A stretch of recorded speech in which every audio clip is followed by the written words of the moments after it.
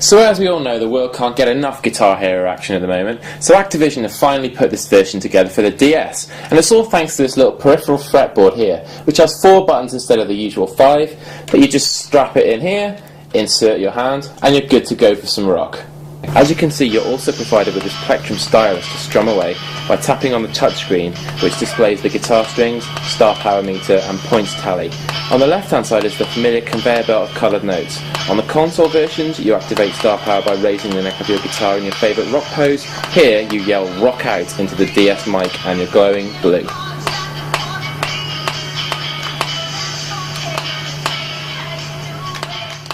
So there are 25 tracks to choose from on this version, from bands like Blink-182, Nirvana, Red Hot Chili Peppers and all sorts of classic rock tracks. Sadly you're going to have to put up with a little bit of Maroon 5 and maybe a bit of lameness like Block Party, but in the main the track listing's all good.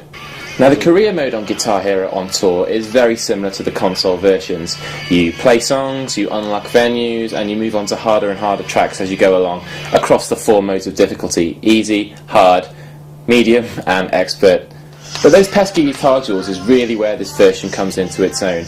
Your play is disrupted in various ways, and you'll have to maybe sign an autograph from an over-attentive fan, put out the onstage pyrotechnic if your guitar catches fire, and also fix a broken guitar string by dragging it from one end to the other of the touchscreen. But this version isn't without its problems. It really does feel unnatural wrapping your hand around the back of the fretboard.